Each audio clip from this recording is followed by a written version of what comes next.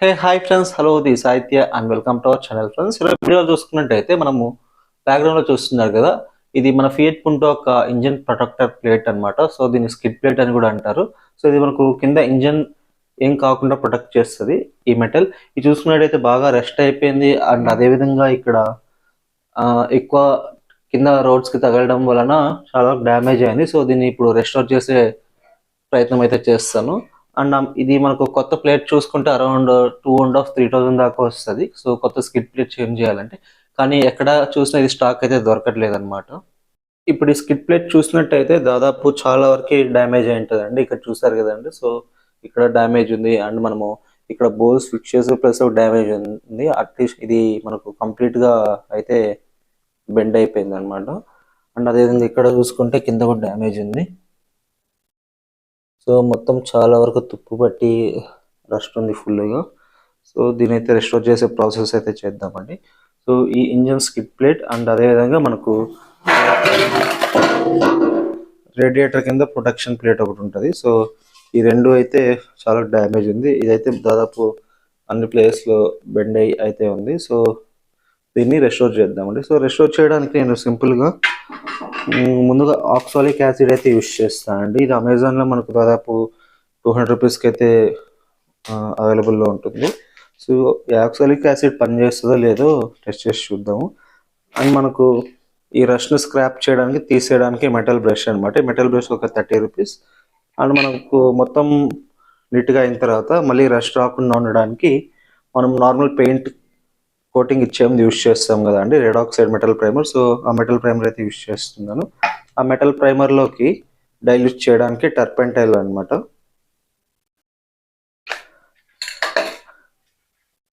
And సింపుల్గా ఒక sand paper అనమాట అండి. సో శాండ్ పేపర్ కూడా రష్ రిమూవ్ చేయడానికి అయితే యూజ్ చేస్తాను.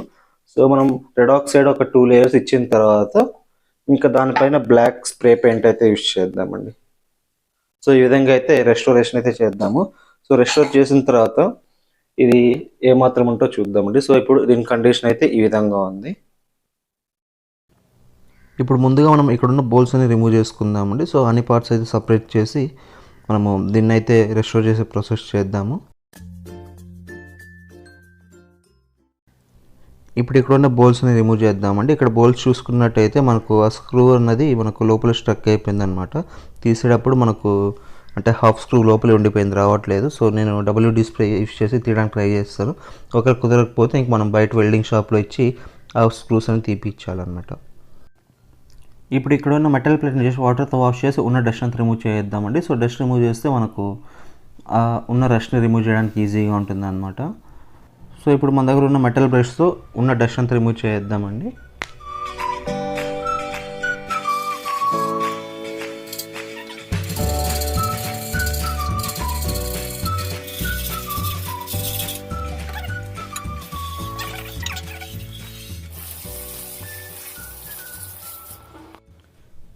ఇప్పుడు మనం ఈ ప్లేట్ యొక్క డెన్స్ అని తీద్దామండి. సో చూస్తే చాలా వరకు బెండ్ అయింది కదా, మన దగ్గర ఉన్న హేమర్తో రిమూవ్ చేయడానికి అయితే ట్రై చేస్తాను.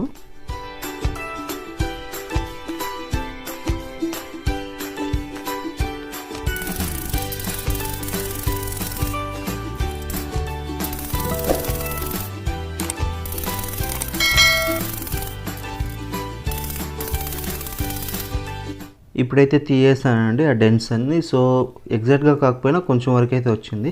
ఇక చూసుకున్నట్టయితే ఈ 4 బోల్స్ అసలు రాలేదండి. 4 బోల్స్ని ఇంకా బయట మనం వెల్డింగ్ షాప్లో వచ్చి తీయించాల్సిందే. సో ఇంకా నెక్స్ట్ డైరెక్ట్గా ఆక్సాలిక్ యాసిడ్ వేద్దామండి. మనం ఈ ఆక్సాలిక్ యాసిడ్ని ఒక కంటైనర్లో వేసి ఆ కంటైనర్లో మనం ఈ మెటల్ పార్ట్స్ని అయితే ఉంచవచ్చు. మన దగ్గర అంత పెద్ద కంటైనర్ లేకపోతే ఈ ఆక్సాలిక్ యాసిడ్ని డైరెక్ట్గా మనం ఆ మెటల్ పీసెస్ పైన వేసి ఒక 1 to 2 అవర్స్ అయితే అలానే ఉంచేద్దామండి. సో ఇది ఎంతసేపు ఉంచిన ఏం కాదు. సో నేనైతే ఇక్కడ ఒక 8 అవర్స్ అలా ఉంచుతున్నాను. సో చూద్దాము 8 అవర్స్ తర్వాత ఇది ఏమాత్రం రష్ రిమూవ్ చేస్తుందో. సో ఈ విధంగా ఆక్సాలిక్ యాసిడ్ వేసి మొత్తం స్ప్రెడ్ చేసేయండి నీట్గా. సో మనకు ఒక 8 అవర్స్ తర్వాత అయితే రిజల్ట్ తెలుస్తుంది అనమాట. నేను ఈ ఆక్సాలిక్ యాసిడ్ని దాదాపు 9 to 10 అవర్స్ అలానే ఉంచేస్తానండి. ఇక్కడ చూసుకున్నట్టయితే మనకు రష్ చాలా రిమూవ్ అయినట్టు అనిపిస్తుంది. సో ఇప్పుడు వాష్ చేసి చూద్దాము రష్ రిమూవ్ అయిందో లేదో తెలుస్తుందండి. ఇక్కడ బౌల్స్ చూసుకున్నట్టయితే బౌల్స్లో ఉన్న రష్ మొత్తం అయితే కంప్లీట్గా అయితే వచ్చేస్తుంది. కాకపోతే మెటల్ కొంచెం ఎల్లోయిష్గా అయితే చేంజ్ అయింది ఆక్సాలిక్ యాసిడ్ వల్ల.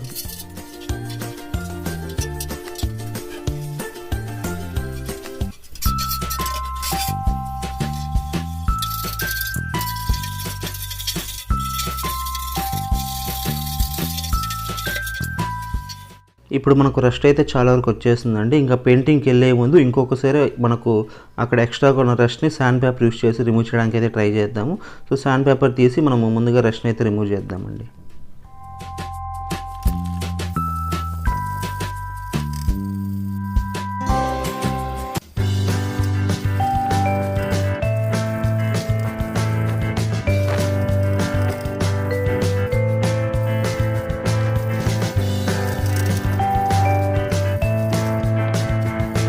రస్ట్ రిమూవ్ చేసిన తర్వాత మనం ముందుగా రెడ్ ఆక్సైడ్ అయితే అప్లై చేద్దామండి. సో ఇది నేను 2 లేయర్స్ అయితే అప్లై చేస్తున్నాను.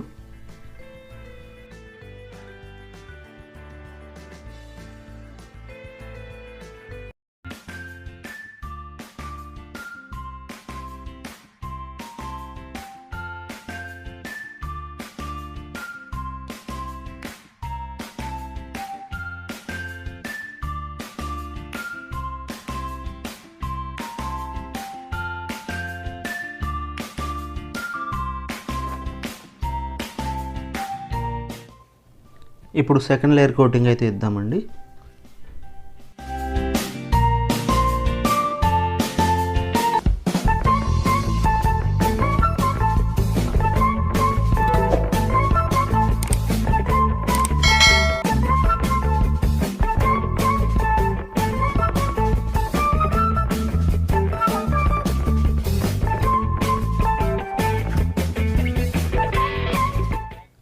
ఈ క్రాస్ రైల్ ప్లేట్ని నేను బయట వెల్డింగ్ షాప్లో వచ్చి స్ట్రక్ అయిన బోల్స్ అండ్ స్క్రూస్ని అయితే రిమూవ్ చేయించేసానండి. సో దీనికి సేమ్ ప్రాసెస్లో శాండింగ్ చేసి మనము ప్రైమర్ అయితే అప్లై చేద్దామండి.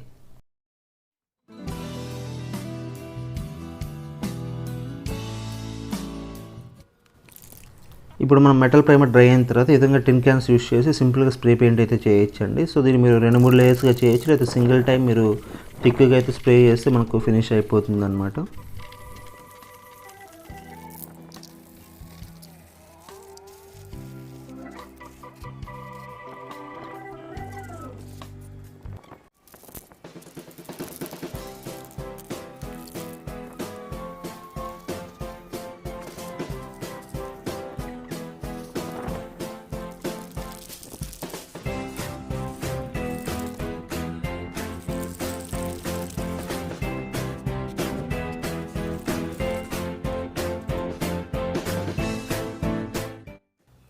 సో గైస్ చూసారు కదా, ఈ విధంగా సింపుల్గా అయితే మనము మన మెటల్ పార్ట్స్ని అయితే రెస్టోర్ చేసుకోవచ్చు.